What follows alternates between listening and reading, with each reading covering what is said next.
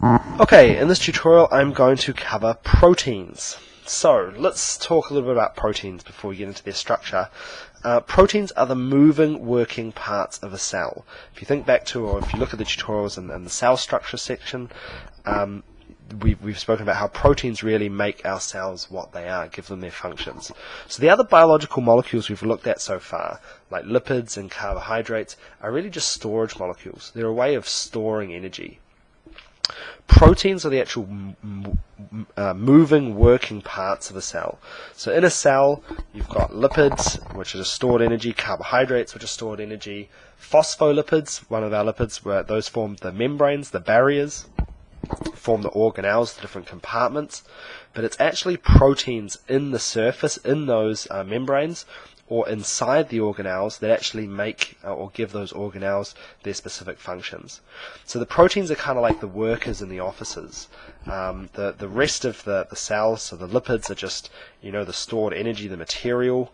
The membranes, the phospholipids, make up the walls of the offices and things like that. But the protein are really the people or the machinery that actually make everything happen inside those cells. So, what are proteins? Well, proteins, essentially, it's their structure that really gives them their function. So we need to look a little bit more at what they're made out of. Proteins are made out of amino acids, and I've got a picture of an amino acid here. An amino acid is essentially a carbon atom that has 4 groups attached to it. An amine group, an NH2 group, alright, a hydrogen, just a single hydrogen atom, a carboxyl group, okay, so that's the COOH group, and an R group. Now the R group can be almost anything. So the R group here could just be a hydrogen atom, that'd be the simplest, or a methane, CH3, a methyl group, or it could be something, we could have another carboxyl group, an alcohol group, an OH group. It could be a whole bunch of different things in this R group. And that's what makes each amino acid different. So proteins are made out of 20 different types of amino acids. There are 20 different naturally occurring amino acids. And a given protein will have different proportions of those 20 amino acids linked together in a different sequence. Some proteins may not contain all 20 amino acids, in fact that's quite common, and may have quite a large number of certain amino acids within them. Now there are more than 20 amino acids, because scientists can essentially add whatever they like at this R group site to make artificial amino acids. However, there are only 20 that are naturally occurring inside the proteins of actual living things. So, the peptide bond. The peptide bond is how we link amino acids together. And again, it's another type of condensation reaction. So that's nice, guys. Basically, the way that we link sugars together to make dye or polysaccharides, it's a condensation reaction. The way we link glycerol and fatty acids together to make lipids, condensation reaction. The way we link amino acids together, condensation reaction. So it's nice and easy for you guys to remember. In all 3 cases, it's a condensation reaction. The only difference with this one here is instead of an interaction between 2 OH groups, we've got an OH on the carboxyl group here, the OH here, and just a straight hydrogen on the amine group here, the NH2.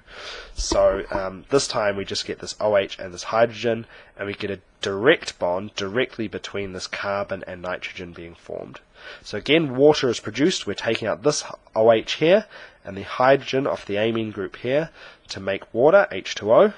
Alright, and in place of those things, a direct bond is formed between the carbon and the nitrogen that you can see here, and this is called the peptide bond. So you're expected to know that one, so you might be asked to label that on a diagram or something, so be aware of that. This carboxyl group, the OH and the H combined to form water, and we get a direct bond between the carbon and the nitrogen. Slightly different from our ester bond in the lipids, or our glycosidic bond in our dye and polysaccharides, just in terms of the fact that there's not an oxygen in the middle bridging that, and that occurs because in those ones we had 2 OH groups, so one of the oxygens remains and acts as the bridge between them. Here, because we've just got the OH and the H here forming water, there's no oxygen left, we get a direct bond directly between the carbon and the nitrogen. So, a protein is simply a long chain of these amino acids, called a polypeptide, poly meaning many, peptide referring to that bond, okay, between each amino acids. So when we eat proteins, we break them down into their amino acids basically by breaking this peptide bond. And for any of these condensation reactions, in order to break them, we basically do the reverse. So in an enzymatic reaction, water can be used to again establish an OH and an H.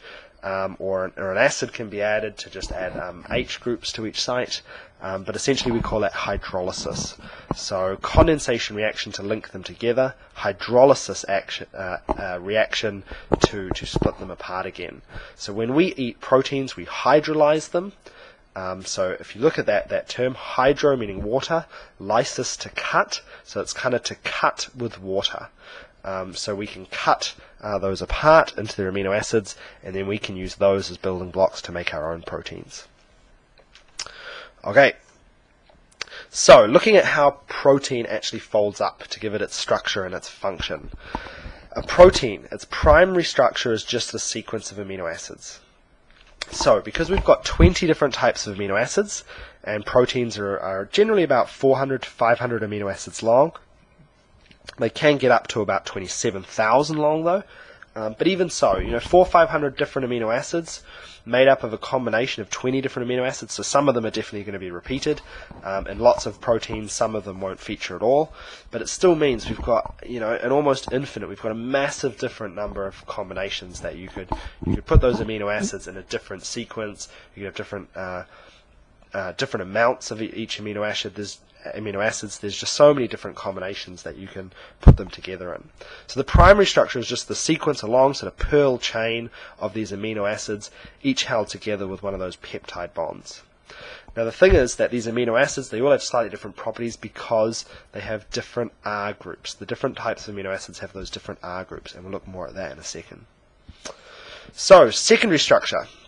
This basically occurs when hydrogen bonding occurs between a carboxyl group, the CO group, and the NH2, or it's lost off one of those hydrogens, so that amine group on the amino acids, we get some hydrogen bonding between them. So this hydrogen bonding occurs between not necessarily neighboring amino acids, not necessarily those that are directly next to each other, but those that are nearby. So we're getting kind of, here we can see there's two common motifs or patterns. So we've got here essentially what we call an alpha helix. So we've got a chain of amino acids, just shown by this line here.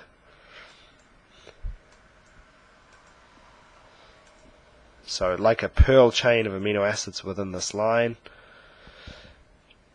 And within that pearl chain, essentially between every fourth amino acid, so that's roughly there, go like that. I'm not counting it out, but between every fourth amino acid, you'll get hydrogen bonds occurring, which hold it in this kind of spiral, this alpha helix shape. So an alpha helix often occurs when you get hydrogen bonding between every fourth amino acid. And it just holds it in the spiral shape. Now other parts of the protein might form a beta sheet. So a beta sheet is just when a chain of amino acids, we get it sort of just going in almost a straight line, a slight zigzag pattern, and then essentially it folds back in on itself. Alright, and some of the neighbouring amino acids now, hydrogen bonding occurs between them. So in this example, each of those sort of little circles, those dots, might be an amino acid, and we might get hydrogen bonding across amino acids that are nearby. So that would be a beta sheet. So hydrogen bonding between amino acids that are nearby in terms of the sequence gives us these two patterns, an alpha helix or a beta pleated sheet. So essentially our amino acid chain, our polypeptide chain, some parts of it will fold up into a beta pleated sheet, some parts of it will fold up into an alpha helix. For most, a lot of proteins will have some parts that are beta sheet, some parts that are alpha helix. Some proteins are all beta sheet, some parts are all alpha helices, and some proteins, or most proteins, actually contain small regions that are neither. those regions are often referred to as random coil. Now the areas that are random coil aren't actually so random. It's often still quite a specific shape. It's just not a regular pattern that you would see in each protein. And the more we study proteins, the more we realize those areas of random coil, or rather not so random coil, often play key roles in the functions of those proteins. So they're often part of the active site. So when we look at enzymes, which are a type of protein, you may have covered those in a previous year, that the active site of an enzyme, of that protein, often contains some of those random coil or loops. So they often play a key function. Alright, now aside from these alpha helices and these beta sheets, we still at this stage would have essentially a long line with some parts being beta sheets, some parts being alpha helices. The whole chain still folds up into a larger structure again. So let's clear that. Grab my arrow. Alright, and so the secondary structure will fold up further into a tertiary structure. So you can see here in this protein, you can see some parts of it, the alpha helices, some parts here. This one's mainly beta sheets, okay, those zigzag sheets folded back in on each other. But you can see they're folded into a larger sort of complex arrangement here, with all these beta sheets sort of roughly lining up side by side, a bit of alpha helice off to the side here, and a few areas where just a bit of random coil in between connecting them together. So essentially the tertiary structure, what determines the tertiary structure is essentially interactions between more distant amino acids. So this amino acid here, in terms of the sequence, if we went through and followed the line, is quite far away from this one, but some interaction has brought them close together. So if we look here, there's probably some sort of interaction or bond between these two more distant amino acids, and that's what's caused the chain to fold up into this sort of globular, this ball-like shape. So there are several different types of interactions that can occur. So firstly, we've got hydrophobic interactions. So we might have an amino acid here in our chain, and another one here in that chain, so this grey line just being the chain of amino acids, and there might be an R group sticking out the side here that essentially is hydrophobic or water hating. And on this one here, again, we might have another R group that's hydrophobic. So these two hydrophobic groups, being non-polar, can bond with each other and are going to essentially try to hide away from the watery, the polar external environment surrounding the protein. I'll just grab another color. So again, we get some hydrogen bonding. So this amino acid here and this amino acid here, we're going to have maybe some R groups. So we've got an R group here that has an OH. Okay, and this R group here, alright, has a carboxyl, a COOH group, and we can get some hydrogen bonding occurring between these two. So there's a hydrogen bond between these groups here is going to bring these two amino acids closer together so that that interaction can occur. Now there's a particular type of amino acid called cysteine. Cysteine, the amino acid cysteine, has an R group that contains sulfur. And when these R groups get close enough together, the sulfurs will actually form a covalent bond.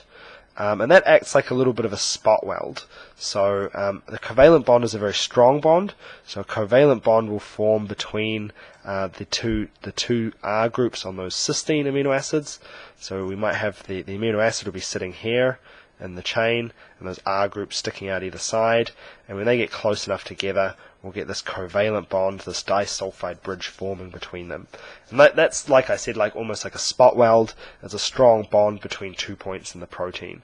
So up here in my protein, up here, you know, maybe there's one sitting here and one sitting here, and so there may actually be, like I said, a covalent bond between these 2 points, and that's what's holding it together at this point and stopping it from sort of just unfolding into a relatively straight line.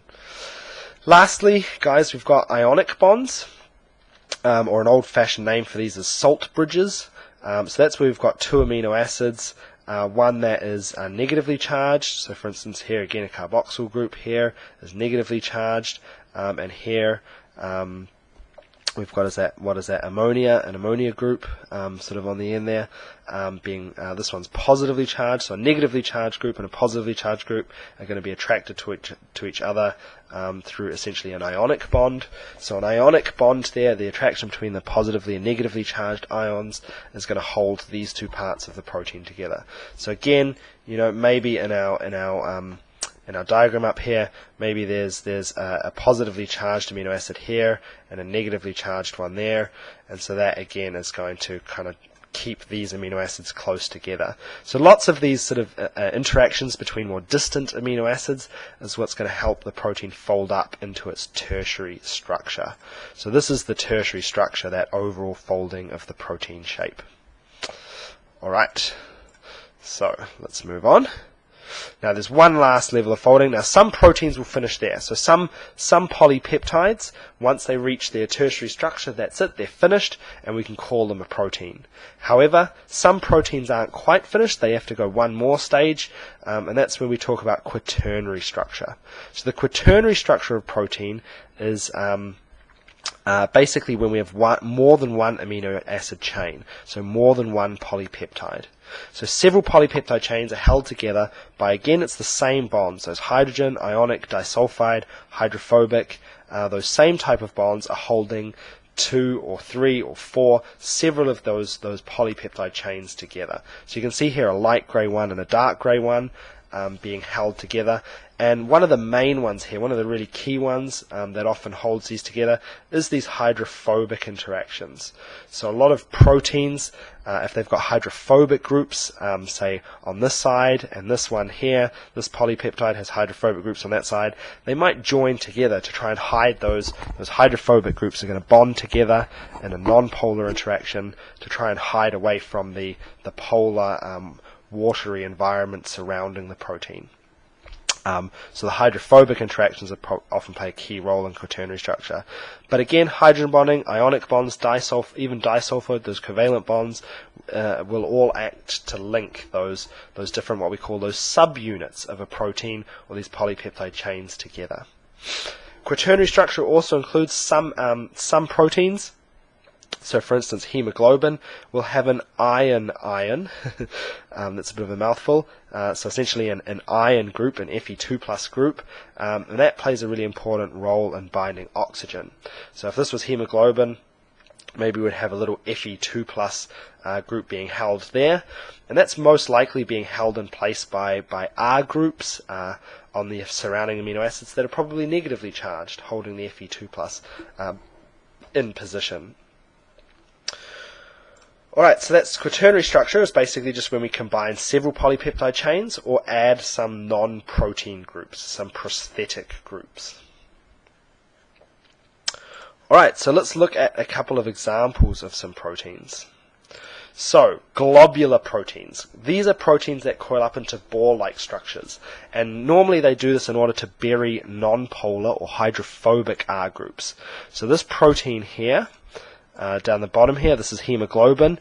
In the middle here, alright, where they kind of all stick together, in those chains, we probably have a lot of hydrophobic groups here, which are all bunched together in the center of the protein. So there's some non-polar bonding going on here, and they're essentially trying to hide away from the polar, aqueous, the watery environment around the outside of the protein. So for instance, hemoglobin is actually made out of 2 alpha and 2 beta chains. It's got nothing to do with alpha helices or beta sheets. It's just the name of the different polypeptide chains. So there's actually 2 that are the same, like this chain here and this one here are the same, and then 2 that are slightly different in the sequence of amino acids, actually still very similar, and they all stick together to form one protein that we call hemoglobin. So it's not actually a finished protein until we get 4 of those polypeptides, 4 of those chains stuck together. And again, it's hydrophobic R groups in the center that are helping to stick it together. And we can see here these red dots are the iron cores, those Fe2+. Alright, let's carry on. So that's a globular protein. So, One important thing that you should be aware of, one thing you can actually be asked about, is sickle cell disease. Now, sickle cell disease is an interesting disorder, and it's basically there's a genetic mutation that occurs in the hemoglobin. So hemoglobin is a protein that carries oxygen in our blood. There are a whole bunch of these hemoglobins, thousands and thousands of hemoglobin in each blood cell. So each of our blood cells has thousands upon thousands of these hemoglobin molecules inside them. And in fact, right now, at this moment, you are producing trillions of hemoglobin molecules every second. Your body is churning out trillions of hemoglobin molecules every second, and that's because our blood cells have such a high turnover. They're constantly being replaced. It means we constantly have to replace the proteins that go in those new red blood cells. So hemoglobin, one of the proteins that we're constantly just churning out massive amounts of this protein, hemoglobin. Now, sickle cell disease is a disorder where a polar amino acid, so one that's got a polar R group, glutamic acid, is replaced with valine, a non-polar amino acid. Now, the non-polar ones are the ones that tend to try to stick together in the center. And normally a protein, if we had a look back at hemoglobin here, normally we have those non-polar groups in the center and polar ones around the outside. So the non-polar ones help to stick it together, whereas the polar ones around the outside help to keep it soluble, to dissolve, or to essentially be able to bond with the water that surrounds it and keep it soluble, dissolved in the water. So by replacing one of the amino acids on the surface of the protein with one that's non-polar, what starts to happen is all the hemoglobins will stick together at that point. And so when the hemoglobin molecules stick together, that actually causes, you get long chains of them, and that causes the shape of the cell to warp slightly. So this sickle cell here, we've got basically the hemoglobin molecule inside here is kind of precipitating, or rather they're forming long chains, which is forcing the cell into the sickle kind of shape. It's stretching it and forcing it out of shape. And the issue with that is, even though the hemoglobin can still carry oxygen reasonably effectively, the shape of the cell means that those red blood cells often get caught in the junctions and some of our finer capillaries. So where a small artery or vein branches into two even smaller, capillaries, at the junction here, some of these sickle cells often get caught and trapped, and that results in poor blood flow and poor circulation, which gives these people a whole bunch of symptoms. Like they're always very tired and low energy, and poor circulation means poor immune system. Okay, so lots of side effects and quite an unpleasant disorder, and a lot of people with this disorder actually die very young. Interestingly, it has quite a high prevalence, especially in Africa, and the reason for that is being a heterozygote. That's what we call a heterozygote advantage. Being a heterozygote, so having a big A, little a, if you've done any genetics. Sickle cell is caused by a recessive gene, so little a. Those people who are carriers, so big A, little a, get the best of both worlds. The big A means they don't get the condition, so they don't have many of these sickle cells, they don't get any of the effects of the disease.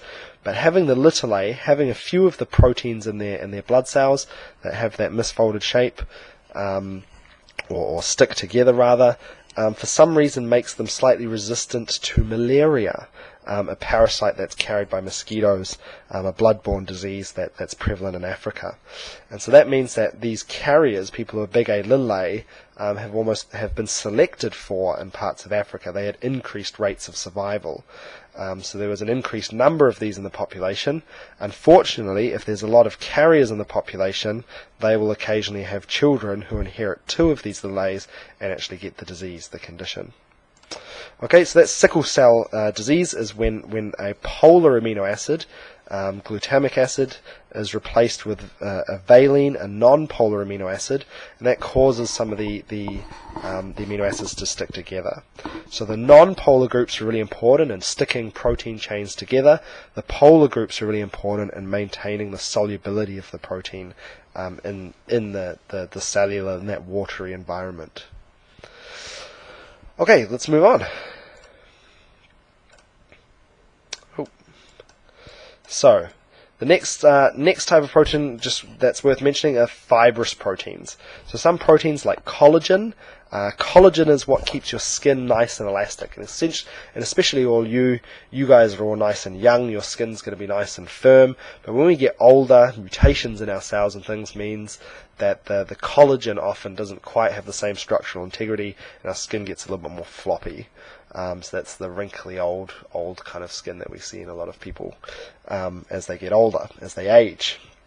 So collagen is a fibrous protein in our skin, cartilage, bone, tendons, teeth, even blood vessels. It's essentially a major component of what we call connective tissues, and these are the tissues that kind of have that more fibrous, that they have that, I guess, that strength. They anchor sort of, for instance, muscles to the bone. They give our skin that strength, that integrity. And they contain a lot of collagen, and collagen consists of 3 polypeptide chains. So you can see a polypeptide chain here, the names of some amino acids, glycine, proline, okay, you don't need to know those, but a chain of amino acids here, alright, and each one of those is in a helix, so in a slightly spiral shape.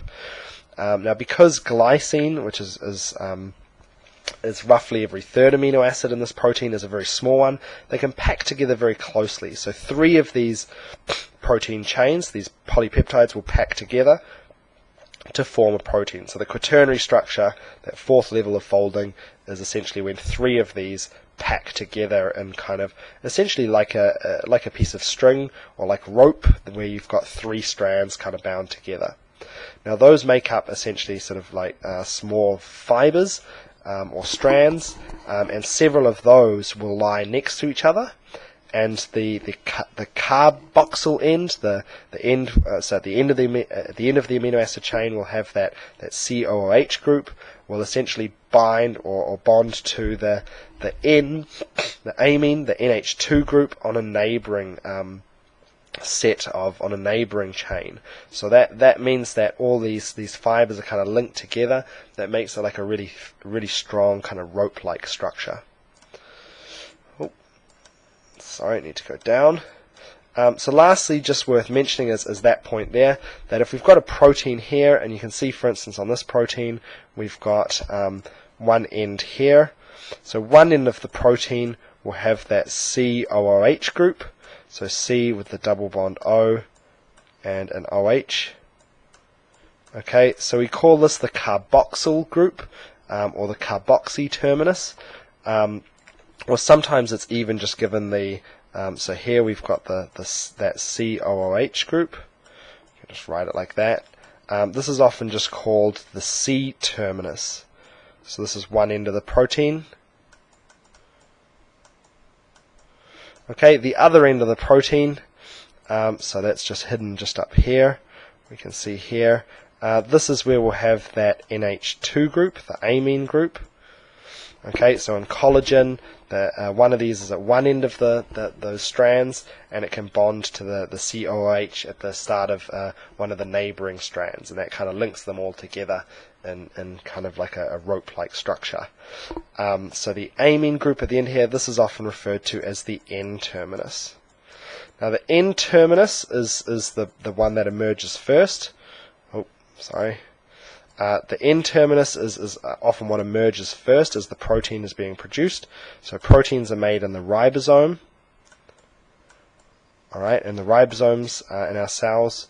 And the N-terminus is the bit that comes out first.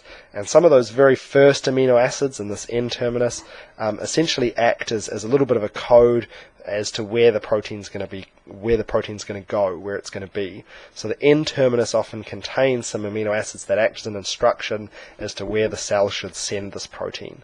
But all you really need to know here, guys, is that one end of the protein, which has that NH3 group on it, is the N-terminus.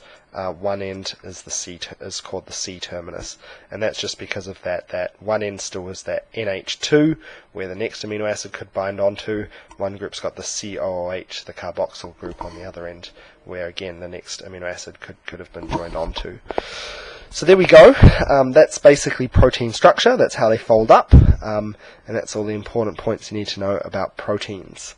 So guys, I hope you found that helpful, and that's really the last of our biological molecules.